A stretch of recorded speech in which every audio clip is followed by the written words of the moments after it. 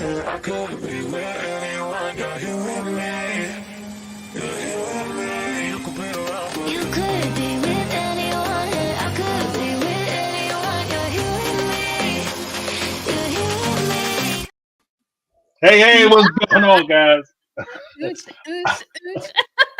Yeah, right. Got the beat ripping. And as crazy as it is, I had a different intro, but I hit the wrong damn button. So, Oh, but that's so fun. I loved it. uh, thank you so much. Thank you so much. So, we are back again. The dynamic duo of reality TV has returned, Sarah and James Yes. from My Take on Reality and Reality Squad Plus.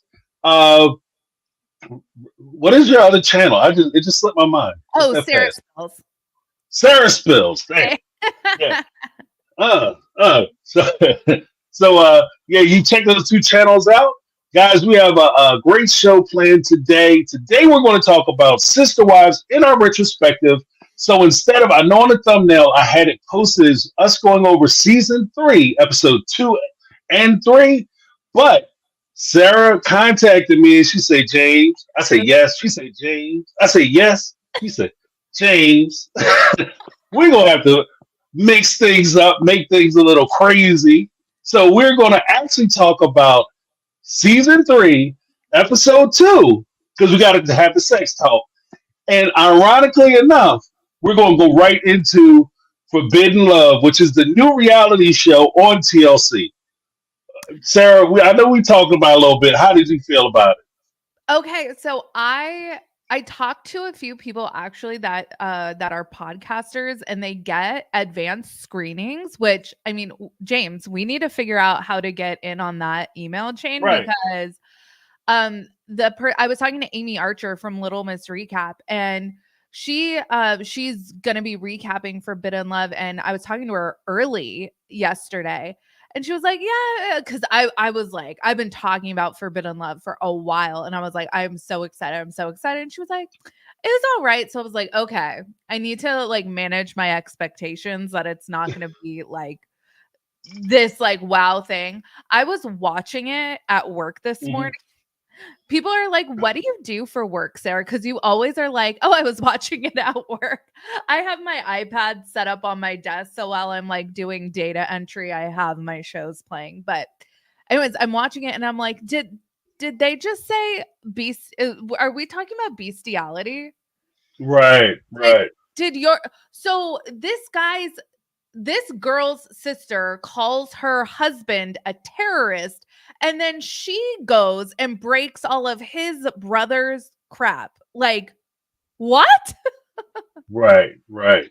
And that's just the tip of the iceberg. So That's just I the tip see of the iceberg. Deborah is saying that she didn't love Forbidden Love. I don't know, you guys. Maybe it's because my expectations were so low, but I was hooked.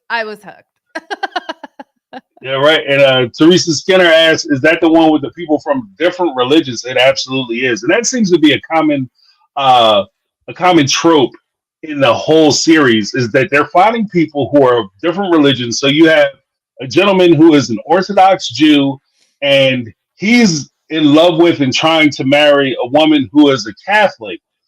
And I have my own because as a Catholic, I have my own reservations about that because I understand what's going on. So he's trying to marry a Catholic, and she's in it, but she's not really in it. You have another young lady. She's from Missouri. She Mhm. comes from a very conservative Christian community. Again, another Catholic, and she's trying to marry a Muslim dude, or she actually did marry a Muslim man Yeah. after a week of And had dating. a kid. Oh, there's children Yeah. involved. Yeah, so it's just it's a hot mess. And then you have another person who met a Amish guy, brought him in, seduced him, This married guy him in kind of wanted short it. order. Yeah, right. And he's he's of the world now. So it's a wild thing. Pregnant too. Yeah, everybody's pregnant in Guys, this. a week to like if you want to check it out, dip your toe. If it's not for you, it's not for you. But give us feedback. Let us know. Check it out because a lot of people are like, "What? Forbidden Love? What?" But What is this about? yeah. So we will. But I don't know. I am easily entertained. I'm sold. And we haven't even gotten to the pastor that speaks in tongues. He's still Right, right. I think he's I want to say he's Pentecostal. it's the like power of Christ compels you to the Muslim woman. Right, Yeah. right. Which is never. And to be honest with you, if you're at a dinner date and the person who you're dating, their father or their mom starts talking about the power of Christ compels you, that's not really a good time. Just Yeah. from my experience, that's usually when the date goes a little left. So you have all that going on. And then I guess we can run through it real quick as the room starts to load up with sister wives. Let's run through some of the forbidden love stuff. Okay. What Sarah mentioned earlier was the guy who has a little bit of an adult entertainment fetish. Okay, so he's into the prawn experience. He was an Amish gentleman. He was working with his brother. He shows up to this young lady's house. Let's say she's a young lady. She's actually in her 30s. So she's in her dirty 30s. This is interesting too because this is an age gap relationship. He's like 23 and she's 34. Right. So not only is he coming with a handicap of coming from a religion that rejected modernity or whatever that word is, but he's also a lot younger than her. So Right. you already tell that he like annoys her. Mhm. Yeah, it's such a bad time, and it's a weird thing because one of the things that I noticed about it is that one of the things that she said, because he comes out like just to give the background, a little bit of background for those who haven't seen it. A lot of you probably haven't seen it. But as he comes out of the world, he meets this young lady. His brother, he's working with his brother as a roofer. He goes to the house, knocks on the door. Attractive lady answers the door. He's like, "Whoa, got to check this out." Blah blah blah. And all my dreams have come true. The world is real. So then he starts to visit her apparently, and they're hanging out. And she describes their first meeting as ironically similar to a bad adult movie scene. And the way she describes it is he's sitting on the couch, she's sitting on the couch, and she says, this couch is a little lumpy. Why don't we go upstairs and get more comfortable on my bed? Yeah. And then he says, okay, we'll go upstairs. You lay under the sheets, I'll lay on top of the sheets. And then, after that, wow, and things happen. And after that, homeboy was hooked, right? Because she put that world on him. She put that world on him. And then they weren't dating that long. Soon after they got married, after they got married, I think they were married like 6 months to a year. Then all of a sudden she's pregnant. She's about 2 months pregnant. And the biggest complaint that she has right now is that he's hooked on adult entertainment. Like he can't stop watching it. He fell in love with technology. Did I miss anything, Sarah? No, I think you hit all the sorry if you just heard that. There is a thunderstorm happening right now. So if you hear No, you're good. That is because where I am used to be my garage, so it's kind of like a tin can. But yeah, he discovered technology and now has a raging porn addiction. Right. What do you mean? I can get this on my phone all the time? Oh yeah, so he's in it. Late coming home from, or I don't know, he like stops off on the side of the road just to like take care of himself. Yeah, and it's wild. And of course, like the messed up part, like everybody on the show is reasonably attractive. So it's not like, his wife isn't, good looking. His wife is very good looking. And what she discovers, I think, in this is that it doesn't matter how good looking or bad looking you are. It doesn't matter what you look like. If that's, if he's into that, then he's into that. And I think that was like one of the things that kind of stuck out to me because she's taking it hard. I don't know how the folks in the chat feel. I'm kind of curious to see what folks are writing in the chat. But she took it really hard that he's enjoying form of entertainment and himself without her, and she's taking it as a personal shot. So much so, she gave him some Cody advice by telling him that if he enjoys himself with himself too much, that he will no longer enjoy being with her. And Mm. that's just not the way it works. That's not the way it works. It's just a different experience. It's Yeah. just a different experience. And I'm trying to be very gentle because I don't want YouTube to call me and be like, Mr. Callen, what are you doing? So, And I'm so bad because I did not like write down anyone's name. So I'm gonna need like another week to remember everyone's names in the show. yeah. Yeah, I had to go back because it was Elmer and Lindsay are the Amish guy and the what they call the English woman, Yeah, but and she's actually American. well, yeah. So she's like, "Oh, I'm not English. I'm not British," and it's like, "Girl, have you not watched Breaking Amish?" Right, right. Everybody who's not Amish is apparently English. I wonder if they call me English. I'm just curious. I don't know. Yeah. Like, oh no, no, you're the forbidden one. Like so, but the best part, yeah, right. I'm talking about breaking up the family, but the best part is that what I got from this family and my initial reaction from watching this, you can tell me if you agree or disagree, is that I have the feeling that Lindsay is a young lady who got into this relationship, picked an Amish guy. Is kind of similar to people in 90 Day Fiance who go down to a foreign country and pick up somebody. She picked a guy whom she thought she could control and was safe. So because she said like, well, I'm really offended by the whole thing, but it turns out you're just like all the other guys. And I thought I was getting a Christian guy who was going to come in and do this, that, and wouldn't be involved with this worldly stuff.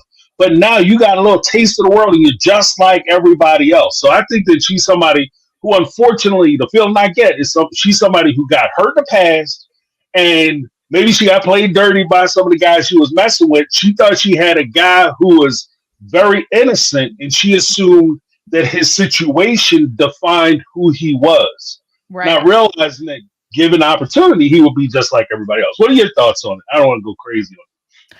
Yeah, I guess, I feel like his motivation is pretty clear. Like he wants to live in the modern world. I'm not sure where he stands as far as his religious beliefs, but very clearly, like the Amish, when you are of the world, you are not part of their community anymore. So it seems like he has to pick one or the other, and he's picking the modern world. So I get, and he is handicapped because he didn't grow up with electricity. He didn't grow up. No, it's like season 1 of the Plaths, but on like times a million because the Plaths had like electricity. Right, right. So I feel like I understand his motivations. I don't really understand hers. Mm-hmm. She's wearing like her like day look going to this like, what was it, like a cattle auction or something? Yeah, yeah. Was Horse like trading. a sequin, like it looked like a Taylor Swift like concert jacket. So I'm like, okay, Right, that's a look. Like you want to go there where there's going to be Amish people and just stand out. That's clear. right, right. The only thing she didn't do was put tassels on the tatas Yeah. and walk around because Oh my it's gosh, the upcoming like next time on where it shows that she puts on like traditional Amish yeah, garb and as kind of to, I don't know, role play with him, and he comes in and he's like, "Oh, you look like my sister," and I was like, "Oh my god."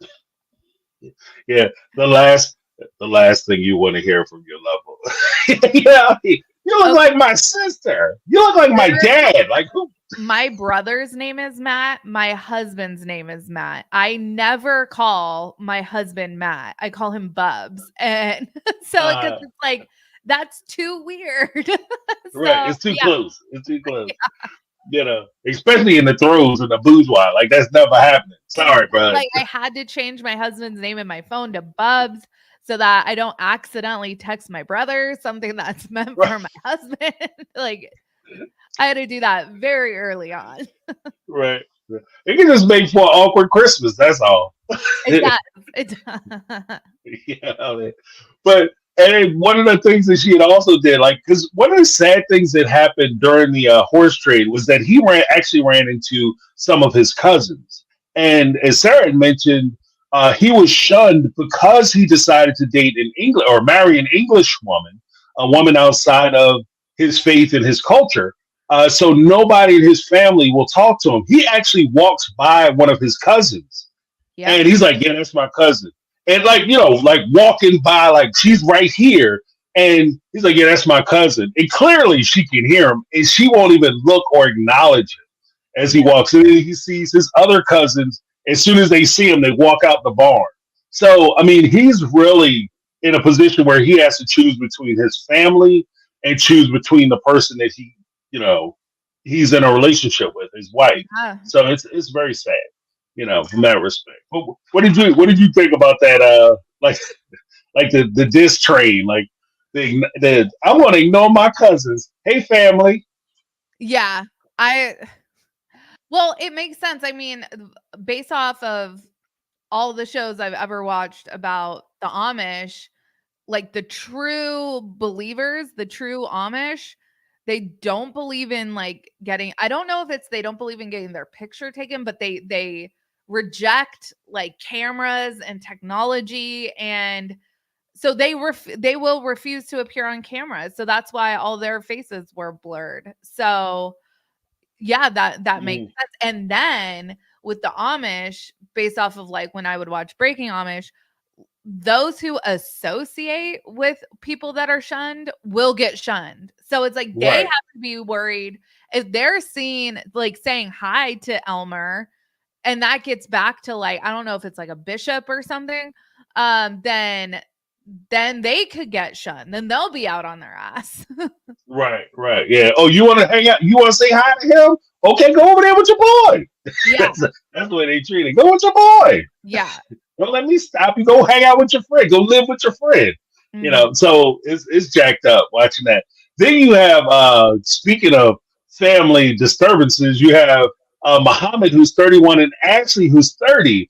Muhammad is a Muslim man from Saudi Arabia, and Ashley, as mentioned earlier, is from Missouri, a very conservative. She says she's from a very conservative Catholic small town, and the families do not get along with each other. What did you think about like the rivalry and I guess the bigotry and prejudice between both sides of the family? What did you think of that? Like because it's where usually the American side would be like, "Oh, they're so prejudiced against the Muslim folks. It's ridiculous." But it turns out the Muslim guy is just as prejudiced against them. So what did you think about that? I have a feeling that we're going to learn, this is just my suspicion, that the reason why the brother hates the wife is because of the terrorist comment, or that he has heard maybe secondhand from his brother that her family is racist to him. Right. Like there's no other way to put it. I mean, when they said that, when she goes, "Oh yeah, he doesn't like my sister because she called him a terrorist," I was like, "What?" I was like, that'll do it. That'll do it. Yeah. So yeah, and then he's going, "Oh yeah," and then my brother doesn't like her because she broke his PS5. She like came in and started throwing all of his stuff all over the place. I'm like, this is messy. And yeah, he doesn't even ever want to go to Missouri to like visit. Yeah, Missouri. I don't see how this relationship works out. There's been too much damage done. You call me a terrorist, I'm not talking to you again. I'm sorry. That's like a line. When you cross it, you can't undo that. She can buy the brother a new PS5 and try to right that wrong, but you can't unsay terrorist. Call him a terrorist. Yeah. You know what? In fairness, to everybody. I'm not a fan ever of like the violent outbursts. Like, don't tear up nothing. Don't put your hands on nobody. Don't act like you can't control yourself. I'm very sensitive about that. I don't want to be around people who can't control themselves physically. But I agree with you. Like, I think that there's certain lines that you can't cross. Like, I would be if if somebody got in an argument with each other and they started tearing up each other's stuff, I would be offended by that, and that would be a big conversation. Calling somebody out of their name, and then not only did it's and the weird part is I can maybe see you don't know them, you make some assumptions, you say the wrong thing, then you get to know them, or you have an opportunity to say, you know what, I was being an ass. I'm taking that back. I didn't want to do that. I can see that. What I can't see is, years later, a baby later, and you're still saying, oh, even though I have no evidence, this is what I believe, and since I believe it is true. Like, you don't want to have a relationship with her husband. So I think that's like you said, that whole situation is just going to be ultra messy. And the crazy part is, I don't think that I don't think the religion actually has anything to do with it. Even though they have different religions, I think that the religion itself is merely an excuse for them not to like each other. Yeah. So that's just how I felt about that. And then, of course, you had a couple that we had talked about as we came in offline, who I thought was very interesting. Mm-hmm. And it was I'm trying to find their names. Not Elmer. That was the other guy. Oh, here it is. Eli and Lori. This is a Jewish, and here's the thing. He's not Jewish. He's Orthodox Jew. Yeah. He's like, he's not LDS. He is right. Like, I mean, that's actually like a really crappy comparison because like, I suck that back. Yeah. But rewind that. Like a fundamental believer or Orthodox, like, yeah, he's extra practicing. Yeah, it's when you're fundamentalist and Orthodox folks, they're kind of cut from the same cloth. Like the fundamentalist Christians, Catholics, the fundamentalist Mormons, even to the Muslims, fundamentalist Muslims, the Orthodox Jews, like they're all kind of in that same sphere where they're ultra, like they're about that religion. Like this isn't, as a Catholic, we had what was called Cape Catholics, where you go Christmas, Ash Wednesday, Palm Sunday, and Easter. Like those are the times you will go to mass, and that's when you're most likely to go. Maybe you might go every once in a while. But, those are like sometimey Catholics. Every religion has that. Like, so you hear somebody's a Muslim or a Jew, it doesn't mean that they're all about that life. But when you're an Orthodox Jew, oh, you're about that life. You're about that. You know what I mean? You are like he was doing wrapping your stuff up. If you're serious about Islam and you're a fundamentalist Muslim, burqa, the whole your wife has the whole thing looking like a ninja. I'm telling you, it's wild. It's just different folks. So they're built different. So for her, and she kind of struck me as more of a Cape Christian or Cape Catholic. She even said that she disliked God because her father passed away early on. Really sad. Yeah. She's not tied or attached to her religious upbringing. I think for her, the issue is like how observant and restrictive his like the not wearing jeans and so there's a dress code, there's going to be food restrictions, there's going to be, I mean, it's not like you can't talk to family members or anything like that, but it's you're going to have to cover your hair in public. So Orthodox Jewish women usually once they're married they wear wigs. Right. So if you want to be with this person, you're going to have to do all these things. it's not just, no, I think I'll just convert and we'll go sometimes or whatever. Right, right. Yeah. We're gonna hang out every Friday. We go to we'll sit ship. No, you are there Friday. You're gonna be there for meetings. You're in it. So it's a weird situation. The ironic part is, for those who are not aware, and we'll get to sister wives in a moment, but the ironic part is that these two folks, they met. Did you say where would an Orthodox Jew and a person who's sometime a Catholic meet? They actually met in rehab, like this, So they're both recovering alcoholics, and I guess as part of their 12-step program, they fell in love. Like as they were progressing through the steps, they fell in love, and that's how it moved.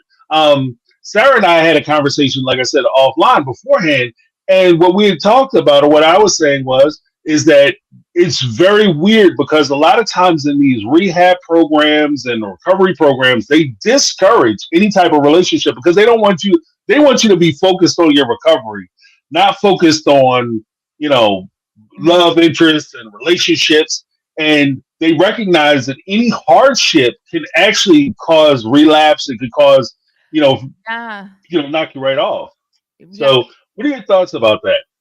Well, I'm worried for both of their sobriety because I think the last thing that someone's sobriety needs to be tested is with stress.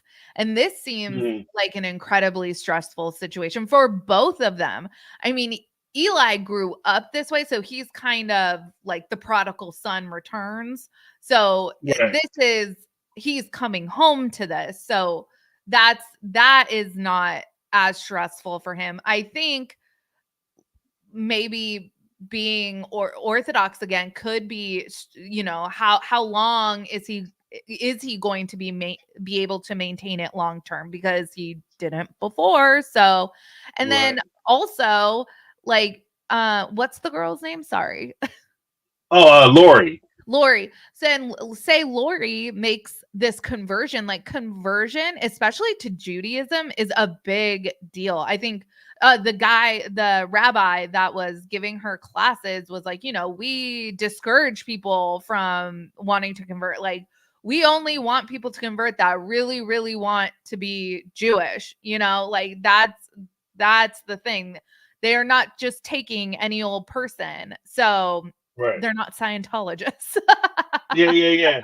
They're not doing membership drives. They're not knocking on doors. Let's just say that. They're not punching up the numbers. Yeah. So say she does all this work to convert, and he loses his faith a little bit, or I would be pissed if I was her. Right. Yeah. And I'm always kind of, and I understand that it happens, and I understand it in some cases it's necessary, but I'm always a little suspect when people change religions based on a relationship that they have with another person. You shouldn't pick your God based on the person that you're dating. You know what I mean? Because it's not really as much a commitment to your faith or your religion as it might be a commitment to that person. And people are fallible, and that can cause all kinds of turmoil and issues. One of the things that they had also talked about, ironically, especially because we have a couple Muslims that are appearing on the show, and one of them is a little more fundamentalist, not fundamentalist, but they're a little more serious about the faith as far as how women dress conservatively. Eli is also very concerned about how she's dressing and wants her to dress conservative.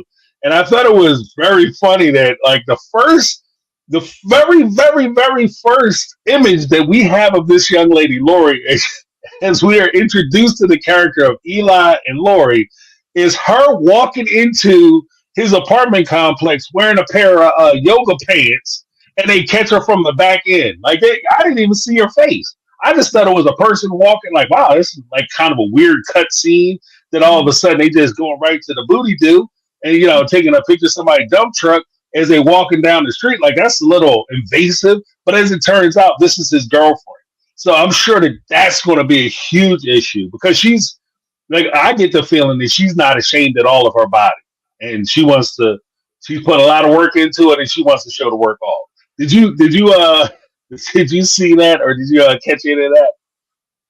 No, I wasn't. I don't think I was paying that close of attention. But I noticed, like, I think it was like on the next time on, they get in some argument. She starts like, she takes off her sweater, like she's Yeah, like, ah.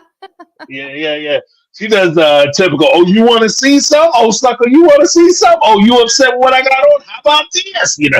Yeah. And she's a firecracker. I like her. I mean, I like that. I like that spark. Like she has the spark. She has that fire. But yeah, she's not playing around. Eli, he's in trouble. He's in trouble. I wonder how. I mean, I know that, like, historically,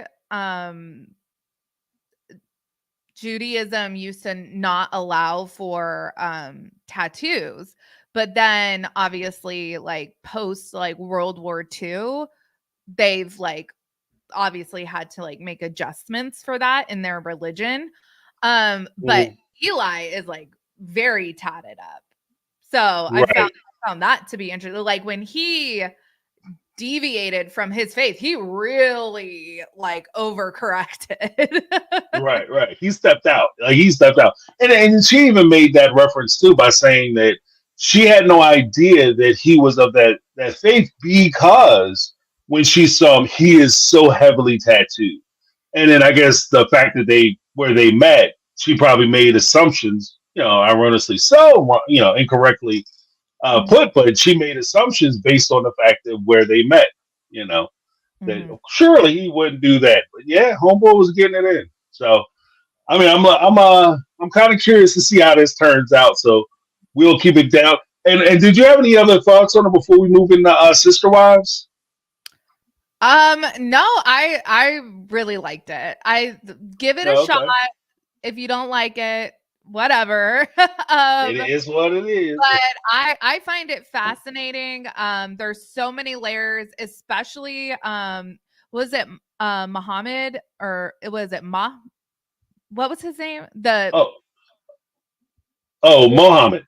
Muhammad. And what was the gal's name? Ashley. Their story is really interesting to me, because I just don't. It's like Ethan and Olivia on Plathville. It's like, you guys can love each other all you want, but if your family is like tearing you apart, like, I just don't see how this relationship works. And now they have a kid. Oh, and Muhammad's kind of interested in taking on more wives. Yeah. So we get a little touch of polygamy. Just when you thought that was dead, it's back. Yeah. It's back. So speaking of polygamy, that's jump over that. Yeah, right. I'm telling you, you're firing on all cylinders tonight, Sarah. It's magical. But speaking of polygamy, we'll jump right into Sister Wives. As discussed, we're going to go into episode 2 of season 3. I just want to make sure I got it right. Yeah, it's episode 2 of season 3 in Sister Wives. This is what they call, the title of the show is actually Teen Sex Talk. And there's a couple things that are of note in this episode. One of the things that I just like, as a wild herring, a wild shot that I felt was crazy interesting, was that apparently Logan is a lover of all sweet frozen treats. So my guy. I like Logan more and more. Right. There's something about that young man. Yeah. So he goes to they go out on a big group date, and he's like, yeah, get some burgers and hot dogs and stuff. I want some ice cream, y'all. Anybody else want some ice cream? Nobody? Okay, fine. I'll do it by myself. Then they go out ice skating. And so you go from ice cream to ice skating. And then after they finish ice skating, he's like, anybody want to do some frozen yogurt to top the night off? Yeah. So I thought that was interesting. But getting into the craziness, there was the whole issue of the sex talk, because now this is when the family first gets to Las Vegas. They're going to sit down with the teenagers because they want to talk about the friends and the influences that they have and dating. So they gather all the teens around. The moms are there. Cody's there, and they have the older kids, and they're all sitting around and they're talking about dating. What was your initial thought of like watching Cody have this conversation? The way Cody and the moms, I'll say it that way. The way Cody and the moms conducted this, I was going to say interrogation, but like really this conversation that they had with their teens about dating and so on and so forth. Well, I love how every time I see now rewatching, we're doing these rewatches, I get so like instantly annoyed by Robin. She just opens her mouth and I'm like, shut the fuck up, like Right. and I'm like, all right, chill out. But she's sitting there and she's like, you guys shouldn't date. I think she said something like, you shouldn't date until you're 18. And then Madison is like, what are you talking about? You were just telling us about all the things you did before you were 18. And Yeah. you just entered this family and you are trying to like throw your weight around and mother these kids that are like a decade younger than you. Like, calm down. Right. It's the decade younger than you. So you're the young mom who potentially, like realistically, and this is kind of the nasty part about it, is that realistically, Logan was around the age of like that window. Because I think Logan was only about less than 10 years younger than Robin. Yeah. So so turned 30. And I think Robin's like, I think he's like 13 years. I think Robin's like 43 or 44. Okay. But yeah. But like that is less of an age gap than Logan has with Ariella. So, you know, in like polygamous families, they absolutely could have been siblings. Right. So it's a weird situation for her, and especially being as though her kids are so young. So you're kind of playing in a ball field where you're talking about the theoretical application of how to raise kids because your kids are not yet teenagers and are not yet in that space. So the way she approached it, it was a little hardcore and heavy-handed, I thought. And I just think maybe not so much in other fundamentalist families, like would throwing around this like emphasis on purity culture be kind of ironic and hypocritical, but it seems especially so in the polygamous culture because Cody's sleeping with other women all the time, having kids with them. Like, they're not legal. Like, what is your basis of keeping yourself chaste? Like, is it for that legal marriage? Because if that's the case, Cody doesn't have legal marriages with 3 of his wives. Is it until you have that spiritual marriage? Well, I mean, we saw how quickly that can be done and undone, according to Christine. She just said, I'm divorced. Right. So, I'm out. Ting. Yeah. Oh, Kendra gave us birth years for Logan and Robin. Thank you. Let me see. So Logan was born in 1994 and Robin in 1978. Oh, yeah, they're close. I mean, it's close enough. And in a like in that culture, if Robin was a man, then Logan was a young lady, then they could, they would be courting, like they would be dating. So it's Elmer and the other gal, because Elmer's 23 and the girl is 34. So right. So I mean, it's it's just a weird space. And plus, one of the things that I didn't like, and I've always said this about Cody's thing, the way he described it was Cody came in and said flat out that with the dating guidelines, he wants to control who they can date, who they associate with, and who their friends are. And he wants to be involved with all those things. And I particularly take umbrage with that because when you are a parent, and especially of teenagers, I'm of the mind that, from 0 to 5, you're trying to help shape their personality. From 5 to 10, you're really trying to put it into them like values and morals and all that kind of thing. By the time they hit their teen years, you're really just kind of polishing it off. You've already given them what you're going to give them, and you're just kind of knock off them rough edges to give them the best presentation possible. And in doing so, it makes more sense to me. Instead of trying to exert more control over what your kids do, you try to give them the ability to have the freedom to make their choices so that they're in a situation and environment where if they do the wrong thing, you're there to help steer them back and correct it as best you can, as opposed to telling them you absolutely cannot hang out with this person, you can't associate with this group, you can't date this person, and all these things, and you will listen to me until you turn the magic number of 18, in which time I want to just put you out there and let you make all these decisions for yourself without any experience in making these types of decisions for yourself. Mm-hmm. And so I think that there's a point where you have to give your kids, you have to trust them because, but what are your thoughts on it? I find it interesting, your take of kind of segmenting their childhood, 0 to 5. And, my daughter just turned 5. So it is interesting seeing her go from being a toddler or a little girl that's solely clearly dependent on me to having her own opinions. And she's really becoming her own person. And that is frustrating sometimes. I'm not gonna lie, but I'm kind of in awe of wow, you go girl. But right.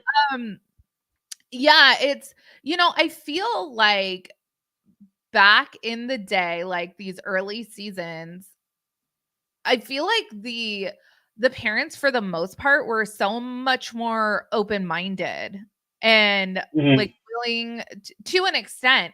What was interesting to me is in this episode, and again, Robin drops this not bombshell, but she drops this nugget of information that they want the kids, especially the oldest girls, and she includes Leon in that group, to go down to take sister wife, or to be a sister wife. Be sister wives, right. And it's that is and I'm going to have a video on this tomorrow. That is a complete 180 from season 1, episode 1, when it was just the OG3 and Cody sitting there.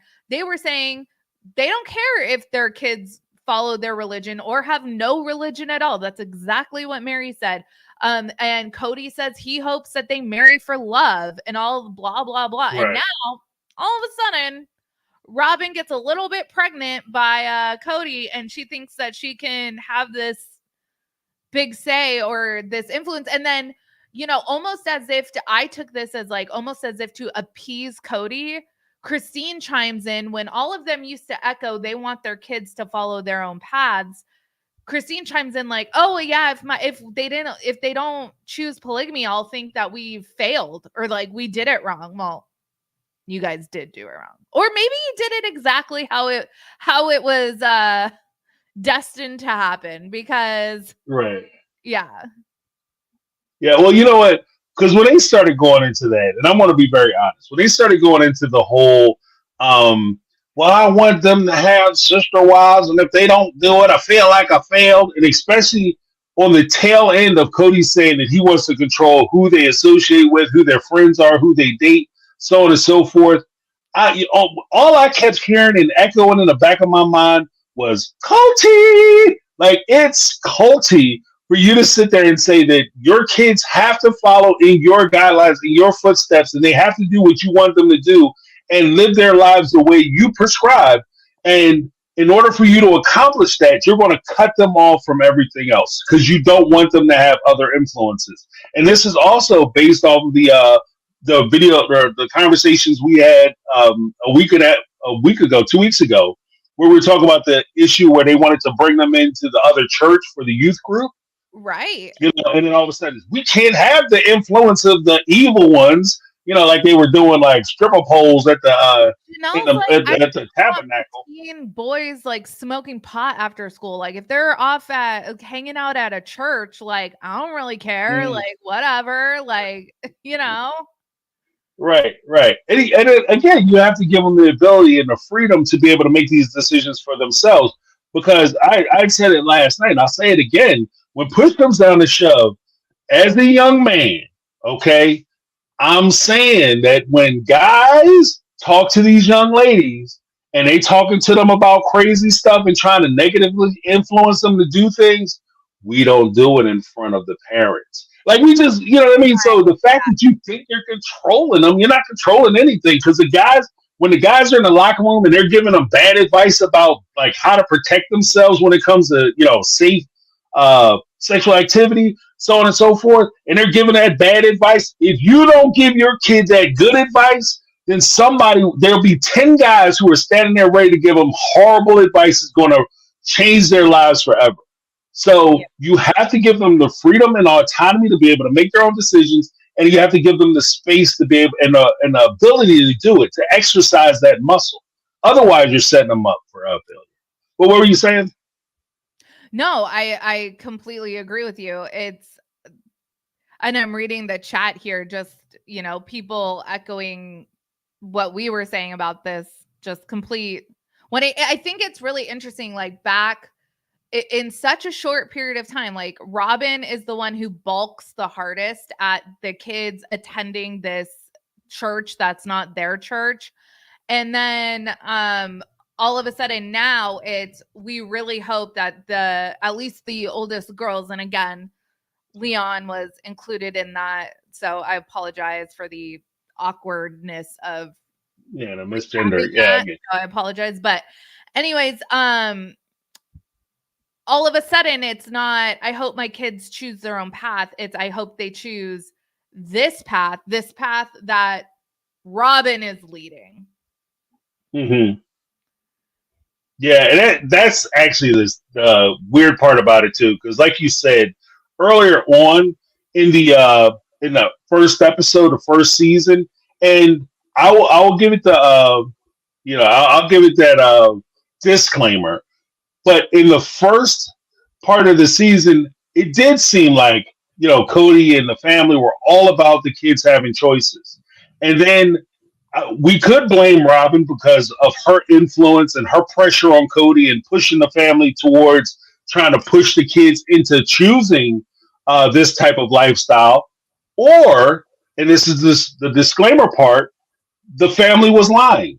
And you guys weren't about the kids having the freedom to choose. And freedom in and of itself was merely an illusion that you had pushed forward to us to give us the warm, fuzzy feelings about polygamy, when in actuality, it is more culty than anybody wants to admit. And that's just kind of where it is. Can I tell you my favorite part of this episode was when Cody like deadlifts Christine on his shoulders? Yes. I was like, that is the most effort I have seen Cody put into their relationship ever. Bravo. Right. And with the Olympics coming, I'm like, this guy, what an athlete. Right. I gotta tell you, just me and suggested that that's how we hung something, like, oh, just get on my shoulders. I'm gonna be like, absolutely not. Like I will get wrestling. I will crack my skull. I will die and bleed out right there. So no, thank you. Right. You could be the strongest. Oh yeah. Yeah, exactly. It was, and for those who aren't aware, that what Sarah's talking about is there was a part of the episode where the Cody, Christine, and Janelle went to meet with the realtors to talk about becoming realtors because, Cody, this is a great opportunity for us. I'm a master salesman and I want to make a lot of money. What did he say? Right now we're going to catch the wave when it's low and we're going to ride that wave all the way to the top of the real estate industry. Right. And that's kind of where they were. So as part of that, they went and met with the realtor that they had, who actually found the houses for them. And she did a good job for them, by them. And they met with her at an open house So actually, they met at her office first to talk about it. And she ran through the stuff, and we'll talk about that in a little bit. And they take them all out to open house. In which time, Cody, and this is the weird part about it, the whole time that the young lady from the real estate office was talking to the family about it, I had the distinct feeling that Cody was trying to, like, he would, what do you call it, boss up on his wives. Like, he was trying to big time his wives. So when he was like, yeah, I'll have you guys doing open houses because you don't have the training or the education to do anything else really. So he's like, yeah, that's just a bunch of gopher work, right? Yeah. So you guys, you have to be a page before you're a knight. Like, I'm right, literally rewatching Game of Thrones right now, and that's not how it works. You're like born into knighthood, or you can right. earn your status, but it's not like, oh, if you're like a grunt for a little bit, then you're You get a promotion. Later in like the late 90s, early 2000s with like unpaid internships in college. Like, that's how they suck you in with this, like, oh, maybe one day you'll be CEO. But for now, right. We're gonna get you a lot of experience. And you wind up getting copies, running copies. It's incredible. For no money, by the way. You mind staying late tonight for free? Yeah. So that's pretty much what Cody did. And the whole time that he was doing that, like I said, he put himself in a position, or at least I had the feeling like he was saying to to Janelle and Christine, I'm a boss and I'm your supervisor. And so when they go outside, they're told to hang the stuff up. They're hanging the stuff up. And that's when Cody makes the suggestion, Christine, yeah, jump on my shoulders and so I can show her that I have this initiative so I can go ahead and get that promotion. Like, he's on his first day already looking for a promotion. He's one of those guys. And and I wanted to get your take on this. One of the things that annoyed me about that situation, like from a business aspect, was it's very difficult and very unattractive for somebody who is hiring somebody to hire somebody who already thinks that they know everything when you're supposed to be training them. Be the worst employee. Like, if you Right. had to supervise Cody, like the worst, because he's always going to act like he knows either as much or more than you. There's nothing that you Right. can teach Cody. Cody can't learn anything from Mona. Cody's just doing the grunt work until he can take over Mona Reiki Realty or TMI Realty, whatever the place was called. And, it's like, I used to watch $1 Million Listing Mhm. and like years ago. And for like 5 seconds, I was like, oh my gosh, I'm going to get my real estate license. Like, I'm going to become a realtor. And then I literally did like 5 minutes of Googling and learned just how, like, it's expensive to go to those classes. And Right. then it's like, you're working pure commission. And that is like, so I am not that kind of salesperson where I can like rely on my, suave selling to support a lifestyle. Like, if I have a mortgage, Right. like I need to know that I can go work at McDonald's and pay my bills. Because Right. which Right. I'm sorry, I just totally hijacked this part of the conversation. I apologize. But I have to gripe No. about something, because knowing that none of these 5 adults even inquired at Bath and Body Works if they were hiring, because none of them are working right now. I'm furious. You guys have Robin's pregnant at this point, which is why Right. she can't be doing the real estate thing, because she has morning sickness. And Mary was just like, I just don't want to. And they were like, okay, whatever. But it's like, none of you guys are working. Right. And they're all, and it's almost that expectation, because I get, and please don't get me wrong, I get it. They had the show money coming in, and then they had the advance from the book. Yeah. Because when you write books, you get a nice little advance. But let's be honest about this. The show, even though it went 18, is going on 19 seasons now, there, early on, there was no guarantee that this show would continue. No. So everything that you did on this show, it should have been saw like this show should have been looked at as an opportunity. It's an opportunity. It's not a job. It's an opportunity. So what I'm going to do with this opportunity, I'm going to pay off some bills. I'm going to try to save as much money, bank as much as I can, and if possible, we can start trying to buy houses, secure property, so that way we have as much as of everything paid off as possible. Because we don't know when this is going to end. And like you said, for them to say, you know what, I don't want the security and the surety of getting the check every week. Instead, I want to rely on the whim of a producer where, any of these seasons could have went either way, where they could have said, you know what, had a good run, it's done. And as much as Mary, like for instance, as much as I think Mary hated the whole catfish incident, I think, in my humble opinion, I think the catfishing incident actually saved the show, because the show was actually on a downturn at that point. I think it saved them. Like, I think that Mary's, her mistake actually saved them a whole bunch of money. So, yeah, I agree. I agree. My husband and I tell each other all the time, like, push came to shove, there is literally nothing I am not willing to. I will do what someone would perceive to be what there. Let me just say that there's no job that I am too good for to earn a living, to feed my family, clothe my family, put a roof over their head. And that, I think, is the problem that at least we see with, like, I don't know, Cody and Robin. I think Janelle, honestly, is like willing to work whatever job. So I don't really know, like, what exactly were you looking for, Janelle? Because I am sure that you go to the mall and walk around the stores and ask if people are hiring. Somebody is going to be hiring, Right. And yeah, maybe that's not the accounting job that you had before, but you got to do what you got to do. I think, like, the mistake that people make is thinking that this is the lane that they're in and they have to stay in that lane. When you need to pay the bills, you got to pivot. You got to get creative. You guys are talking about doing realty. Why aren't we talking about working at Starbucks? Right.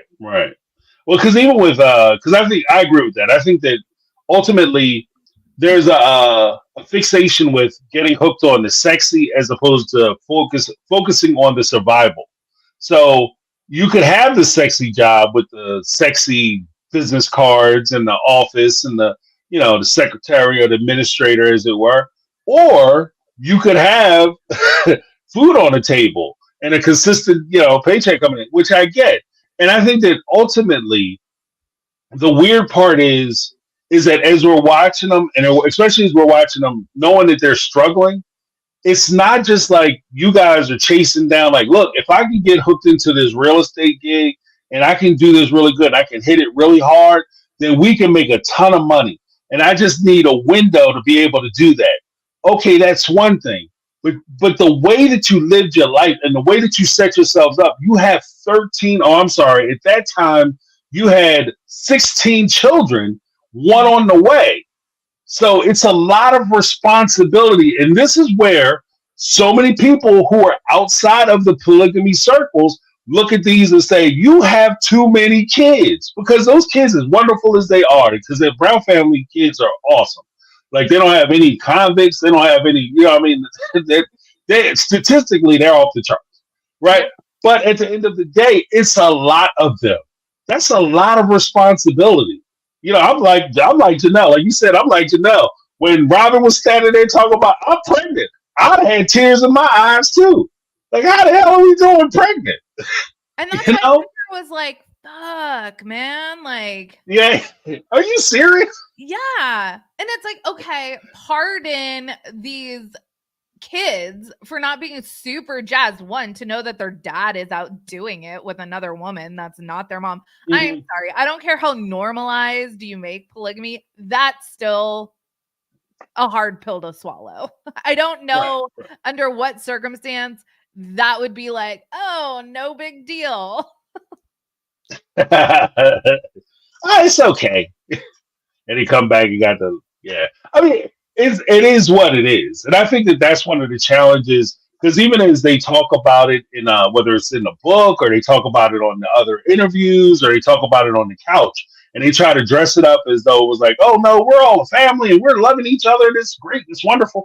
At the end of the day, no matter whether you call them your girlfriend, baby mama, dime piece, hookup piece, whatever, side piece, whatever, wife, additional wives, multiple wives, you're still going off and spending your time in the comforts of another person.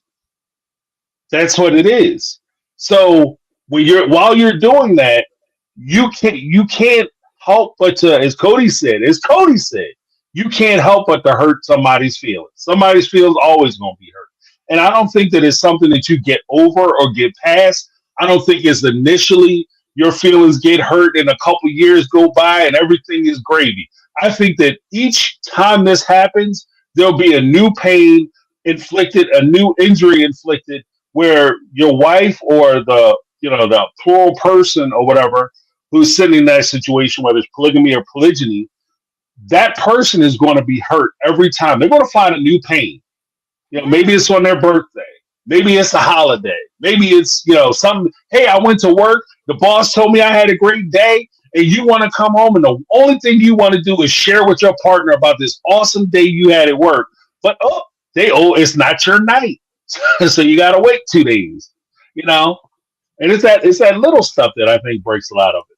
I mean, we even see, and Cody can't even hide behind the fact that it's like polygamy, so he's not in each household every single night, so he's not seeing all of his kids every day.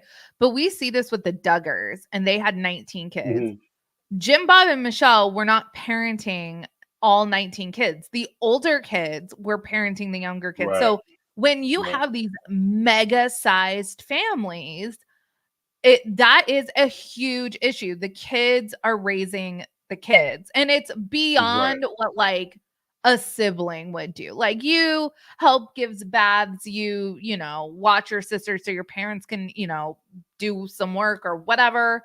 That's totally understandable. You cook a meal or whatever.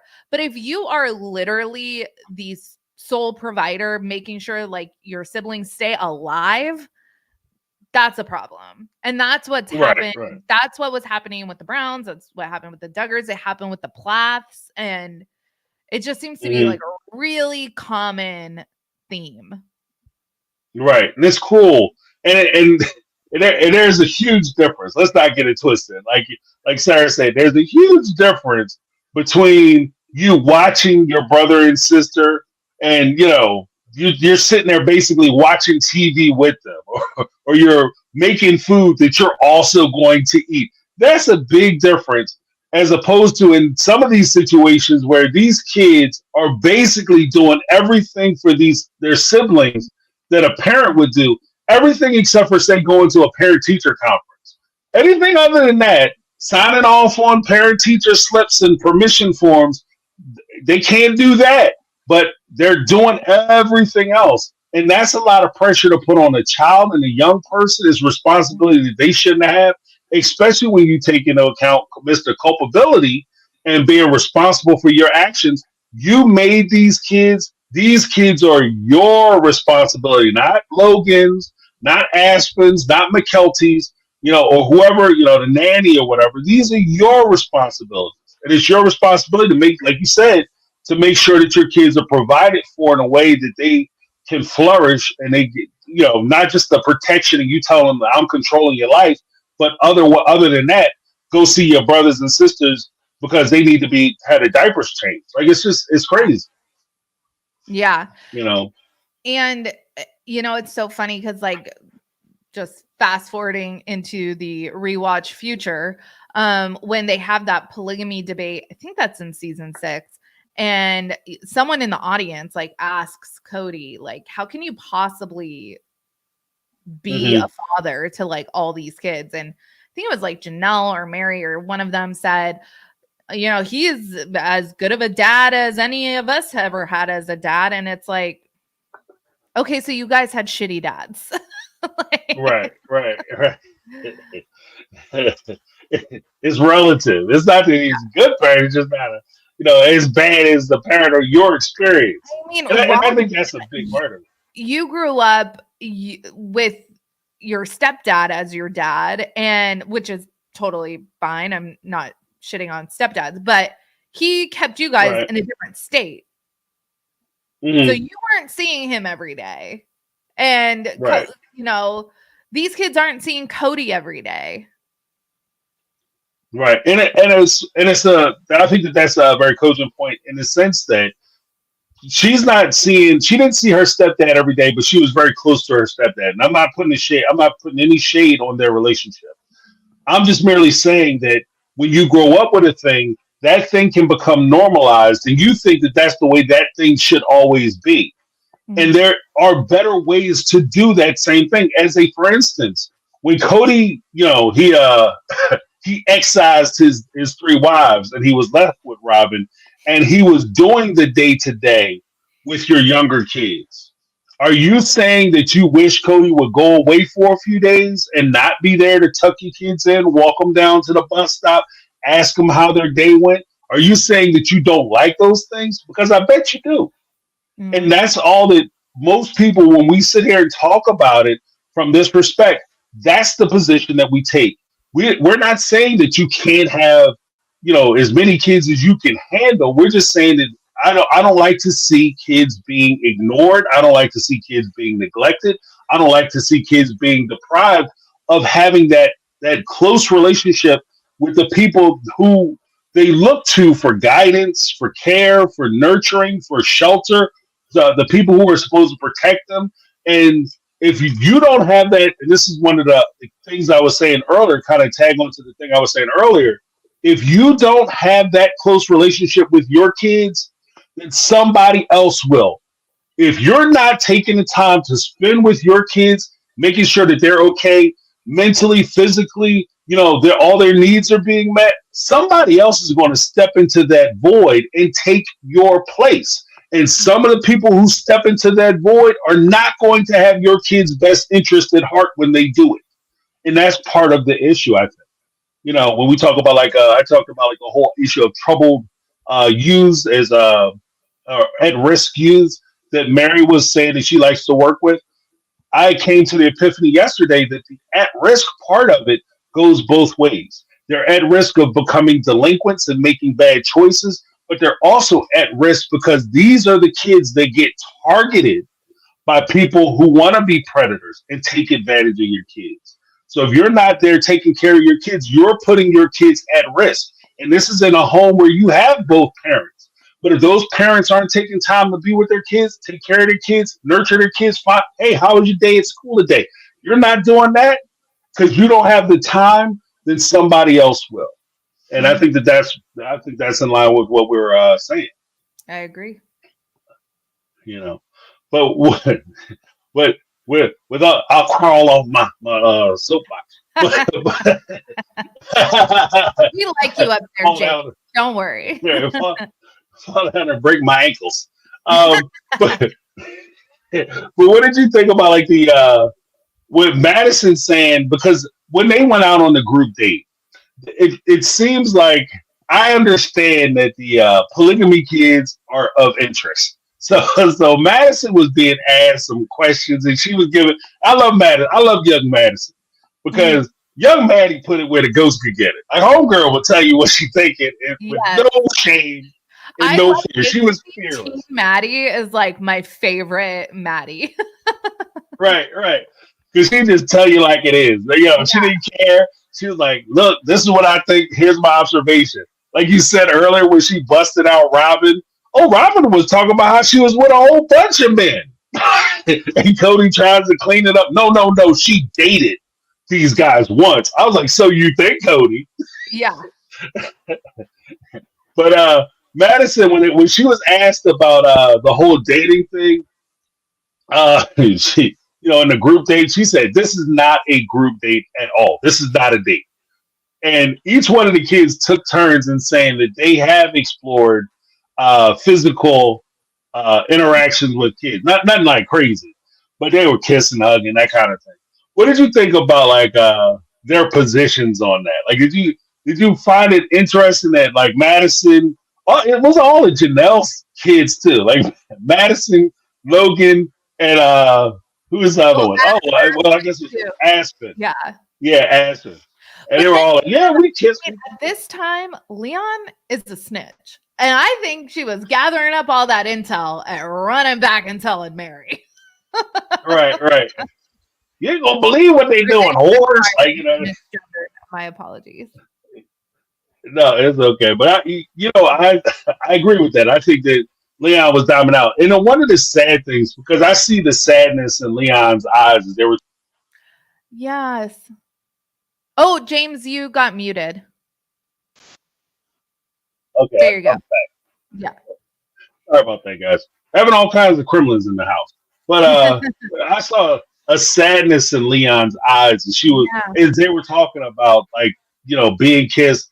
And I'm like, maybe some of that is because they don't have somebody that they want to kiss, or they don't have access to think it's okay for them to be attracted to the people that they were attracted to. And I'll be honest with you, when I saw that a few years ago, that's when I knew that there was more going on with Leon than just their love for Mormonism and the AUB faith. Yeah, I think Leon was definitely trying to like close the world so that they wouldn't have to like face the identity crisis that they had going on internally.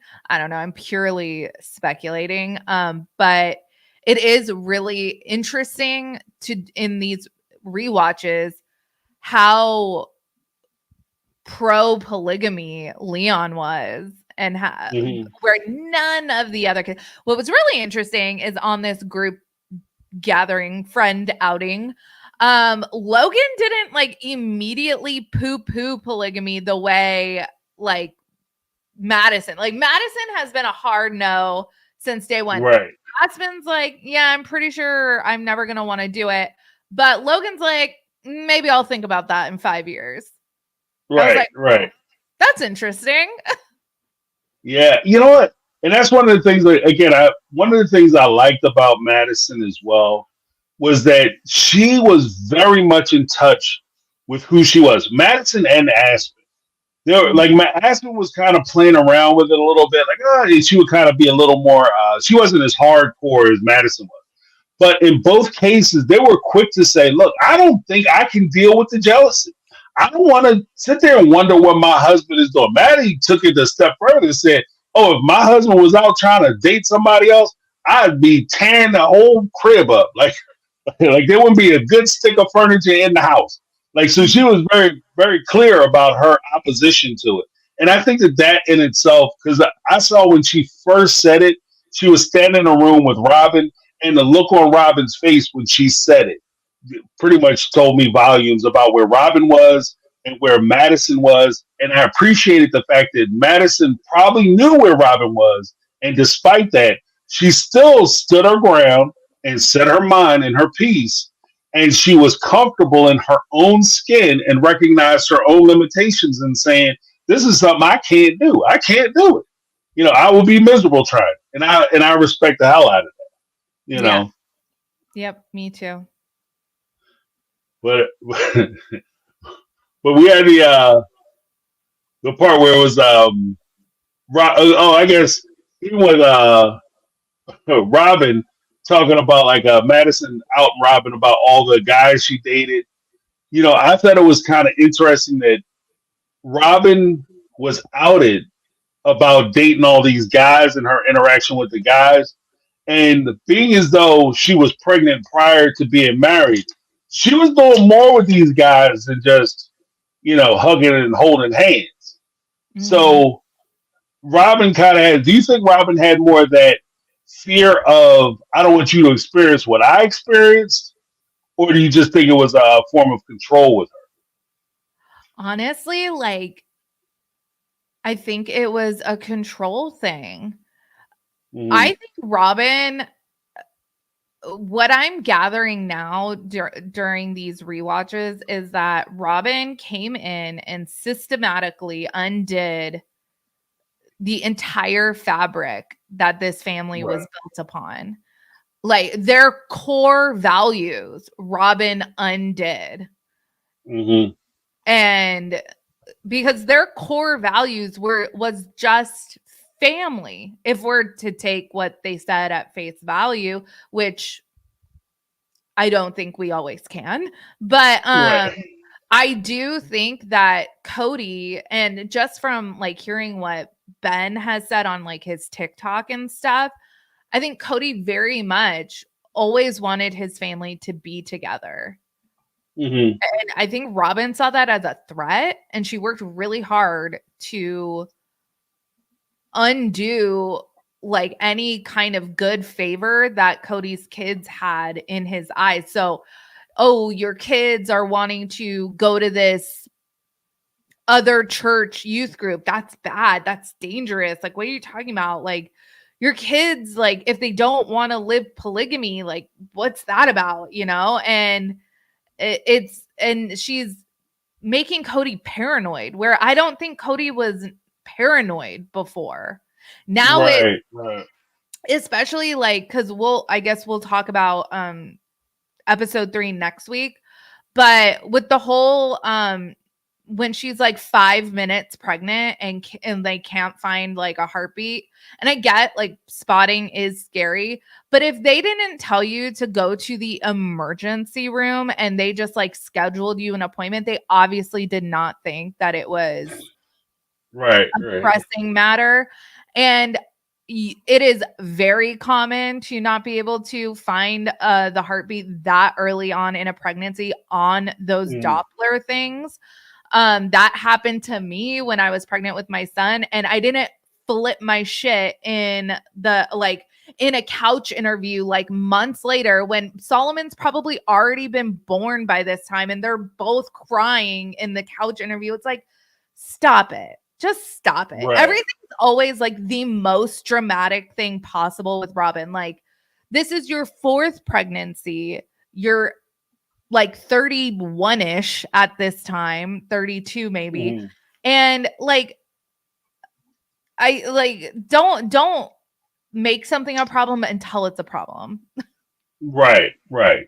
Well, because actually, I had a note about that because when we were talking about um, Robin and the crying on the couch and Cody crying.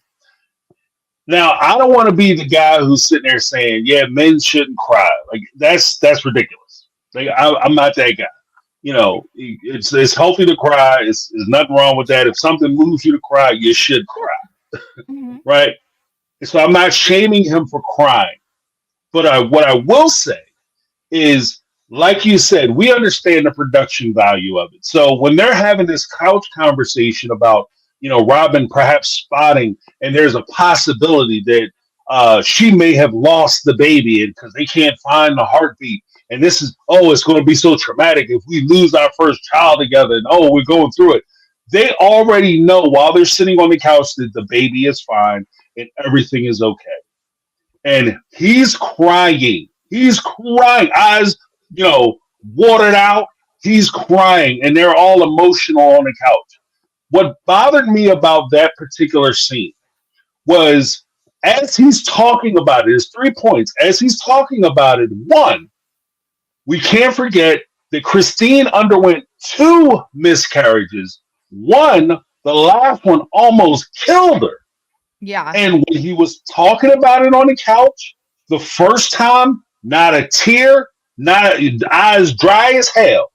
When he's sitting there talking with Robin about it, and he's recapping the losses that the family has endured as far as miscarriages, and she actually had 2 of them, not a tear, dry eye, not a concern. Then he talks about Mary. He says, "Oh, Mary, she also had a miscarriage, and she had a miscarriage. Now, whether you like Mary or don't like Mary, you have to feel some sympathy for her because she wanted a big family. She only had one child. Then after she has Leon, she goes a couple years and then she gets pregnant again. Oh, heavens be praised. Then she turns around and loses that baby, and that's the last time she gets pregnant. She gets pregnant. Cody didn't cry then. Finally, the third instance that really tuned me up, because this is actually the first thing I thought about. When they were sitting there in a couple seasons, when they were sitting there talking about Truly, and she was sick, and she was at death's doorstep, and they were talking about it. He didn't cry. He didn't sit there and look like he was sad. The only one who was crying was Christine. Christine was losing her ever loving shit. Christine was a mess, which I understood. He didn't cry. In fact, he looked annoyed because she was upset. How dare you what are you crying for? She's fine. But Robin is a possibility. She perhaps could have lost the child, but we know she didn't. And he's sitting there crying. What do you think about that? Because that had me fired up. I just want to point, because this got me real fired up too. So many women struggle with fertility issues. That is, unfortunately, that's not like an isolating experience. So and two of Cody's wives have had actual miscarriages. I wanted to point something out. Robin goes to this midwife. She is self-reporting that she is 10 weeks pregnant, but this is her first time. She's never gone to this midwife before. So unless she went to some other doctor, this is when you go to your first OB appointment after you take a positive pregnancy test, there's like a confirmation. They confirm your pregnancy via ultrasound. Usually you take a positive pregnancy test, then they do an ultrasound. Robin had, at this point in time, I don't think Robin had her pregnancy confirmed as like a viable pregnancy yet. So right. She is so overplaying this usually. And both times I took a positive pregnancy test, like your friends, your family, my mom, I'll say like, okay, get to that first doctor's appointment, get a confirmation of your pregnancy, make sure it's a viable pregnancy, and then you can start like plan. That's just like all the advice I've been given when pregnant. But Robin, she's not even out of her first trimester. And she's acting like she's about to I don't know. This just left such a bad taste in my mouth for people that actually have experienced miscarriages or struggle to have a successful pregnancy. It's so like there was never any like risk here, and spotting is scary. That is a scary thing. But if you call your doctor and they don't even tell you to go to the ER, then if they're not worried it's an emergency situation, then they pull out all the stops. When you're pregnant, you're treated like royalty at any hospital you could go to. Right.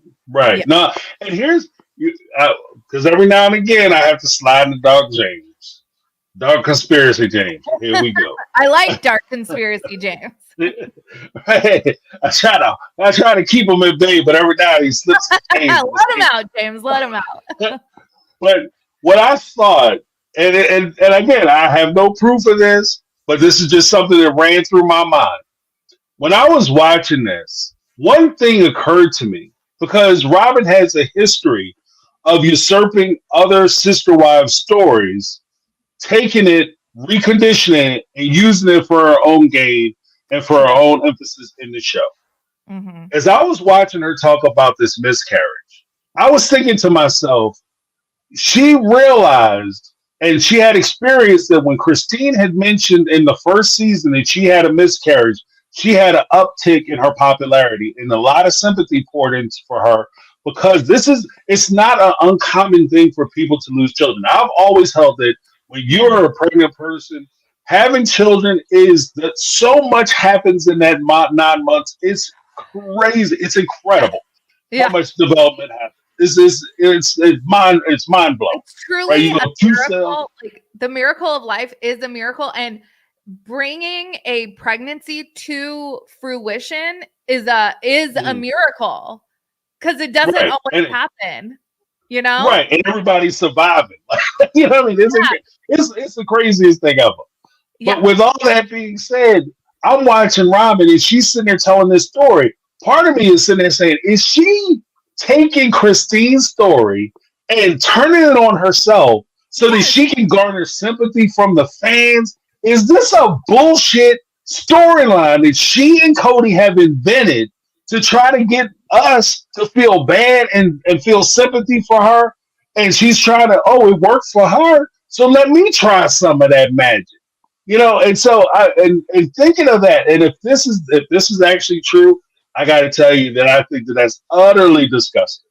Like this takes you, and this is why I say it's dark, because if you would lie about something like that, that takes you to a next level of like already you kind of gutter trash if you drag it out for popularity. But if you lie about something as serious as that, when so many people suffer with infertility issues, you know, miscarriages, etc., and you do that just so that you can get a couple ticks on couple likes on Facebook or TikTok or X or whatever, then you're an asshole. Like, you know what I mean?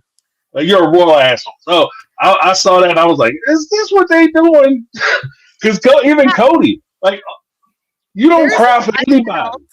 There's an SNL skit and it's Kristen Wiig, and she like someone will be like, oh, say something horrible happened, and she'll be like, well, actually, I that happened to me, but it was like way worse, 10 times worse. And she Right. always like outdoes someone else's traumatic story. So I could totally see Christine like recounting her like when she almost died miscarriage, and Robin be like, oh my God, I know how you feel because like I spotted at 10 weeks. Right. I felt pain during my pregnancy. When I was having labor pains, it hurt. Like, what?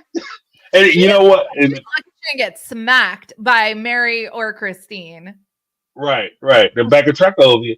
And one of the crazy, because we used to call that fish stories. Like, you know, somebody talk about how you caught a fish, and you got to tell them how you caught a bigger fish. And next thing you know, like every time they tell the story, it's just like a bigger and bigger situation.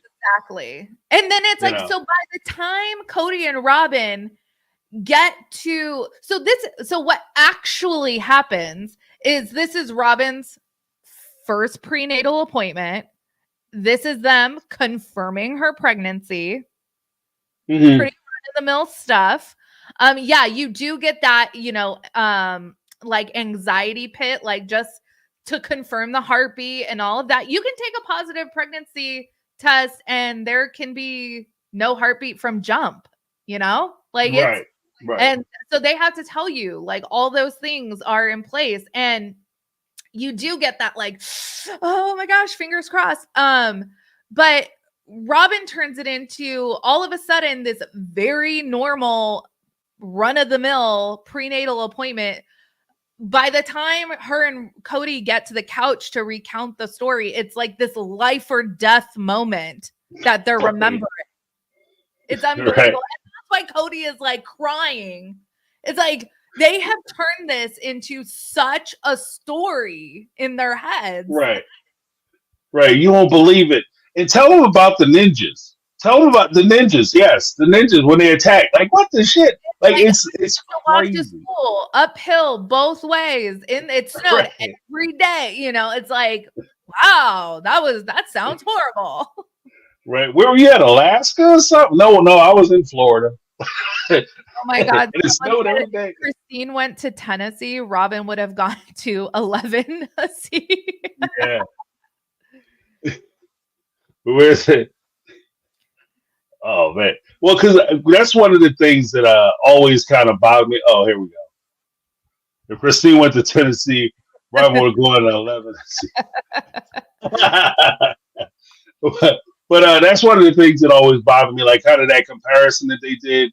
And it's always, and I've always had the feeling or the opinion that anytime one of the wives, like the OG3, suffered through something, Cody would always play it down as though it was not a big deal, as you're making too much of it. Why are you acting like this? You're being hysterical.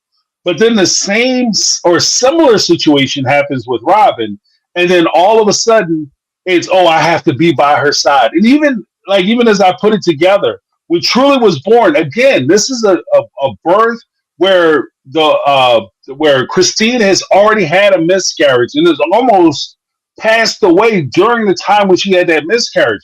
When she gets to the hospital, Cody couldn't wait to get over to Robin's house. So he leaves Christine in the hospital by herself so he can get over to Robin's house so he can, slap her down on the porch. That's a good point, James. Oh You know? my God. Yes. Yeah. Like, it's craziness. Like, I just like, oh, well, it's not a big deal because you had a miscarriage, but that was years ago. And then all of a sudden, oh, we almost lost him, but we realized he was okay and he's 4 now. Like, stop. Right. Stop. So Robin, Stop. who has had 3, what she self-describes as run-of-the-mill healthy pregnancies, has not had, like, when you haven't had a miscarriage, they're not gonna jump to thinking you're all of a sudden having a miscarriage. OBs are very like, they will, because you always call your doctor, right? Oh my God, I'm having this symptom. Is this bad? Like, because that is, I don't blame Robin for being concerned about spotting, but OBs are not going to tell you something is a problem unless it's a problem, because they don't want to like rattle your cage, right? So again, that's why I say they didn't tell her to go to the emergency room. They weren't that concerned. But when I just lost my train of thought. Anyways, go ahead. well, I would to tag on what you were saying, like, because OBs are they're so attuned to everything going on. Even when you call them up and you're in that 8th, 9th month, and all of a sudden, oh my gosh, I'm having contractions. I think the baby's coming. Calm down. It's Braxton Hicks. Like, you're okay. Hey, you come in, but all that's going to happen is you're going to get here, we're going to look at you, you're going to sit around for about an hour, 2 hours, and we're going to send you home. You know what I mean? There were times where I was like, I'd love for you to take this a little more seriously. Like, thank you for putting me at ease, but like, this heartburn's so bad, I feel like fire is going to come out of my mouth. Like, right. Is that normal? Like, I'm not okay. I'm not okay. You're fine. Yeah, right. Well, because it's the what I was saying was, so Robin had 3 healthy pregnancies. There would be no reason for a healthcare professional to just think a little bit of spotting early on would like immediate. Of course, that could signal a miscarriage, but like, there could be a lot of reasons for early spotting as well. And so they're not going to like sound the alarm, like, woo, woo, woo, unless they really feel like something is wrong. But Christine actually almost lost her life. And when she's having her next baby after that, Truly, Cody actually leaves her alone. Right. He bounces. He straight bounced. And it was qualities. Yeah, and then he was standing there, and what made it worse, and technologies is some of something. But he was standing there the whole time, and he's on the phone texting, and I have the creeping suspicion he's probably texting Robin, "Hey, yeah, she's about dilated so far," and then Robin's probably texting back, "Oh, she's only 2 centimeters. Oh, she has plenty of time," because they always try to guess. And for those who don't know, those centimeters, it could go from 2 to you having a baby right now in no time. So it's really like depending, unless you have like history with it where you've had a couple kids and you know how you work and your body works, even then, pregnancy is different from pregnancy to pregnancy. So even with that, Cody could have left. Like, oh, Christine, yeah, she has these long labors. Her labors are like 20, 30 hours. So I have plenty of time to go back, hang out with Robin for a little bit, get my slobbing down, and then, get my hugs and kisses get something to eat, take a nap, and then I can come on back at by about 4 o'clock in the morning. We should be getting ready for the show. Cody get to the parking lot, and that baby is, they smacking that baby in the ass in the in the labor room. Like it can go that fast. Well, maybe not that fast, but it can go fast. So it was crazy reckless. To me, it was crazy reckless, especially being as though the whole point of the show with Love Being Multiplied is that you had all these adults who could help take care of your situations at home. So you have the freedom to be there when your wife needed you. The same way because that's what I was saying the whole time. If that was Robin's ass laying in the bed, she had already had a miscarriage before and she almost died. Would Cody have, if Christine would have called him up and said, "Yeah, I need you to come over here because we have an emergency at the house," would he have left the hospital? Never in a million years. Yeah. And that's why, Cody, if you ever see this, that's why you guys have such an image problem. That's why. Because nobody believes that you would leave the house. Like, nobody believes that you would leave her side for a minute. They could have called you up and say it was a horrible car accident. Well, they'll get over it. They'll get better. Yeah, shake it off. Right. When Robin gets up, we'll come back together. Mm-hmm. Well, me and Robin gonna be like this. And I'll punch everybody else in the mouth. Oh man. But I had something else I wanted to say about this particular episode before we close it out. But just give me a second. All right, okay. Yeah, it was just that because they were doing the whole thing where Cody, I got just to talk a little bit about that real estate stuff. When Cody went there, I had the distinct feeling because Cody never pursued the real estate, as we know. Cody had dropped out of the real estate opportunity, and then Janelle and Christine had taken the test. They worked hard. They got their licenses because they took it past the real estate test. And Janelle, I think, was the only person who actually pursued real estate as a profession. Right. But I can tell you right now, and let me know what you think about this. If I'm on to something, or maybe I'm missing. But when I saw I forget the realtor's name, when she said to Cody, "Yeah, it's gonna be, you're gonna have to take 6 weeks to get your license. You're gonna have to take a test, which means that you're gonna have to study something. It's not just something where you just show up, do some shit talking. All of a sudden, we promote you to start selling houses. But you're going to have to do a lot of different steps to get in it." When she said that, I was like, Cody tapped out already. He's already gone. Like 6 weeks for what? Well, like I said, when I had this passion to be a realtor for about 5 minutes when I was when I was binging $1 Million Listing. And yeah, I read about all that it would entail. And I was like, no, not for me. Right. Yeah, it's to God level, because look, I have a few friends that do real estate. I have friends that did like invest in flipping houses. I have friends who are doing like selling houses, that kind of thing. And it is like you can make good money. True. It's a very lucrative market. You can make crazy money, but they take big risk. It's a lot of risk and it's a lot of time. Because if we think about it, like just with the Brown family, if you were what I forget her name, the realtor, the one realtor in Nevada, how much running around she did in order to get them into those Las Vegas homes or even to find rentals. Like she was running all over the place just trying to find them rentals because they wouldn't even accept the rentals that they found unless they were 2 feet from each other. And then she did a whole bunch of running around. Then when you get to Arizona, when they had them go up to Cottonwood to look at the properties, and Cody had the realtor meet them like 8 or 9 times because each one of the wives had to see the property separately. And then they had a family meet to see the properties and see each one of the properties. And then, they went back 3 or 4 times, and the realtors usually want to go with you when you go back because they want to make sure that everything is cool when you get there so you have full access to the property. So even with just watching Cody, they work the hell out of these realtors only for them to purchase like one set of homes. Like, and that's just as an example. But imagine if you have like 20 or 30 clients that you're working with, you're never home. and they'll call you and be like, yeah, I want to come see the house in like 20 minutes. I'm on the block. Can you Yeah. come by? You know, and it's hard. Like, it's a hard business. It's almost like working in healthcare, like the amount that you're like Mhm. on call and working long hours. It's crazy. Right. Right. Because the crazy part about it is that as a realtor, you have to go and meet with them because you don't get a paycheck because everything is like commission.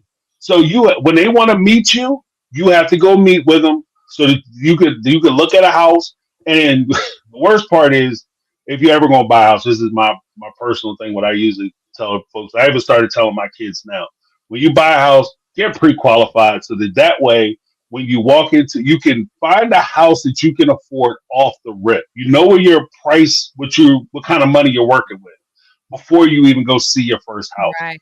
Because you don't want to have the nightmare where you go and you fall in love with a property. You love the house. It's amazing. I can see my life here. I'll die in this house. And then you sit down with the money man and the dude tell you that you can't afford it because you don't have the credit, you don't have the income, or you can't make the payments. So just get that all figured out before you go.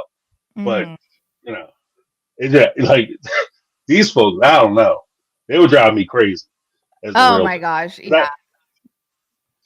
And especially because they have demands. Because Mary, God love her, she's particular.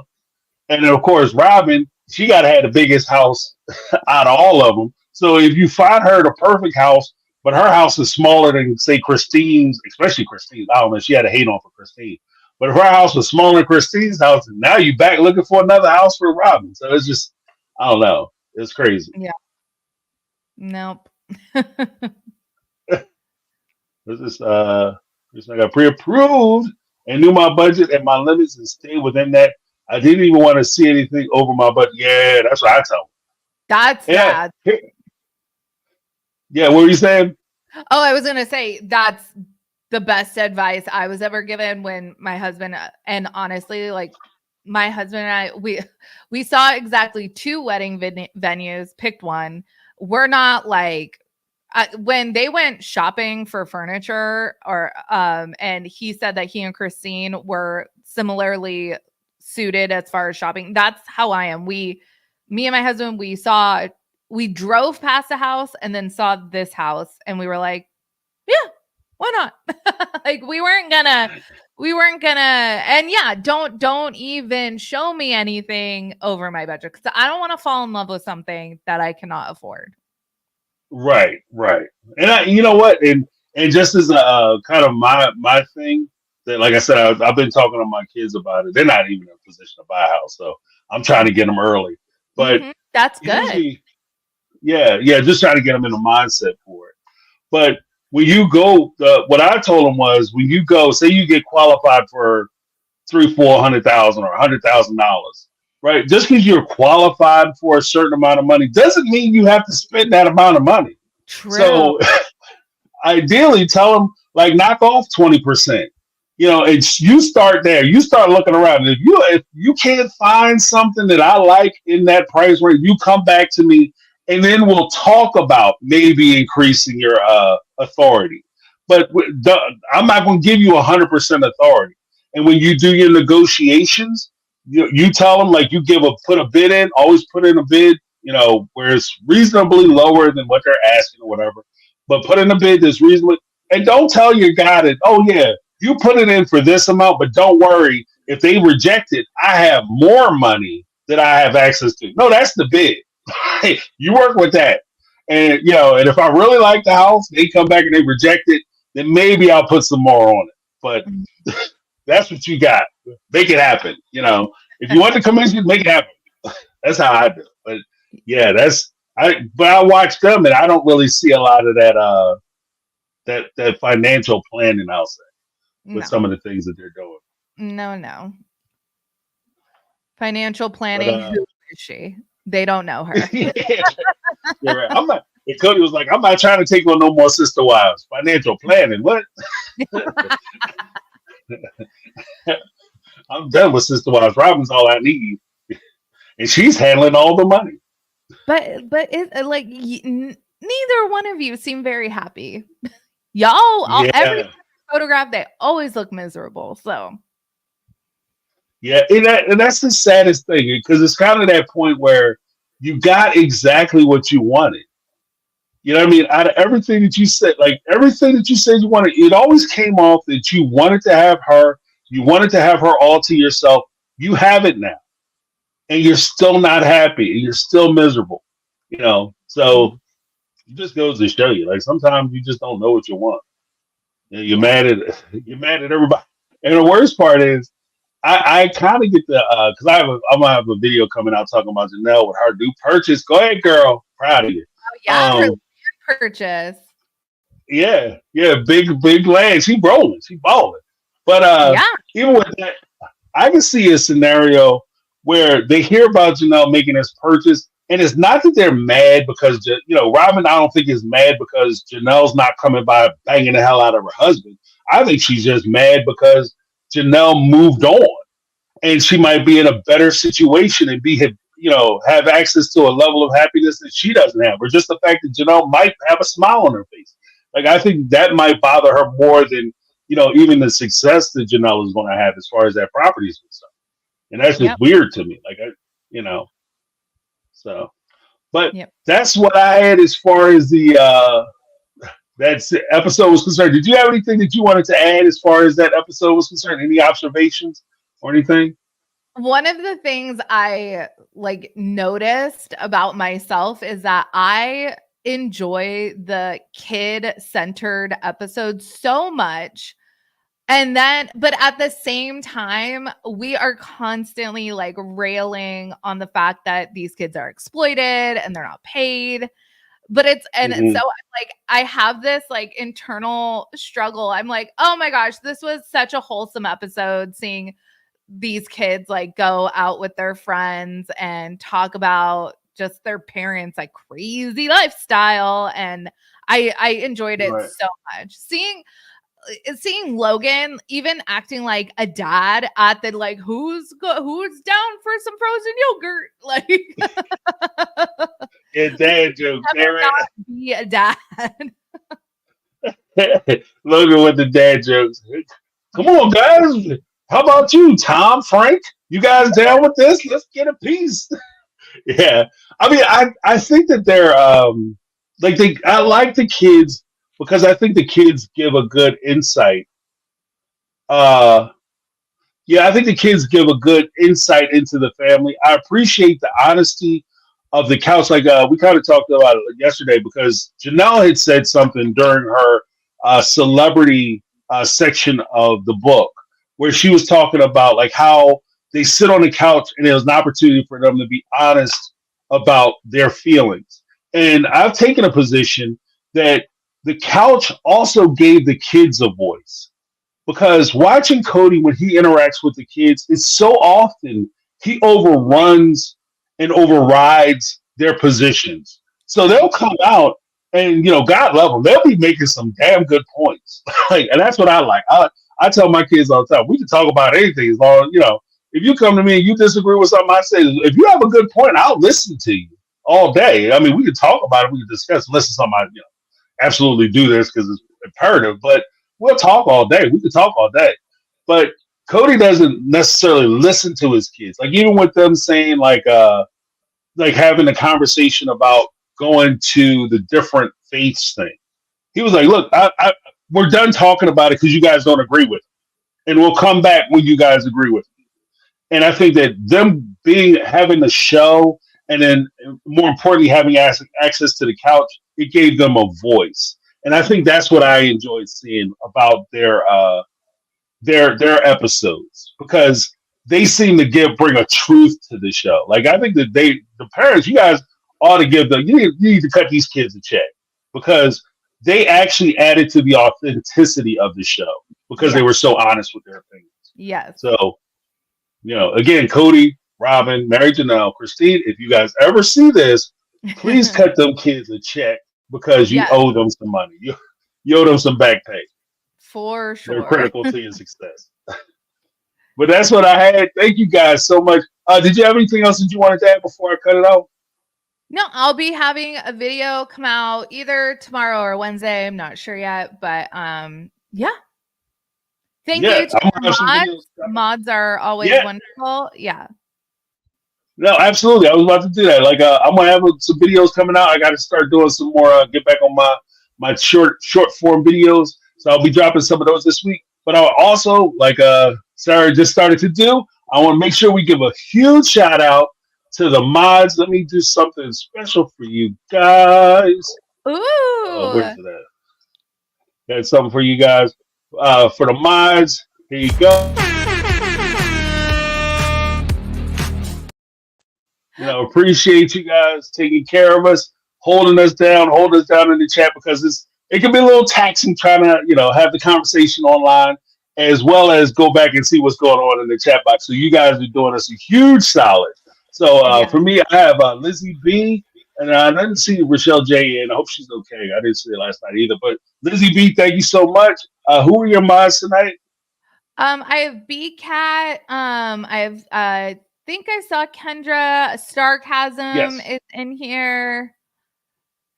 So yeah, we have a few. They always are holding it down. Yeah, yeah. And I also want to make sure we thank you guys holding it down in the chat, keeping everything positive. I get to check in every now and again, especially working in tandem with Sarah, I get to see a little more in the chat than I normally would. So I really appreciate that. And I'll be laughing to myself sometimes trying to hold it back. Yeah, good boy. So you guys are awesome as well. But yeah, thanks everybody for coming out and enjoying us or enjoying. Hopefully you enjoyed the podcast. I know I enjoyed you guys and I enjoyed talking to Sarah. So thank you very much, Sarah. Did you have anything you wanted to say? Have a good night, everyone, and stay cool. I know it's like hot everywhere. So There you go. So, and that's the best way to leave. Everybody, stay cool. stay Thanks cool. so much. Have a good night, everybody.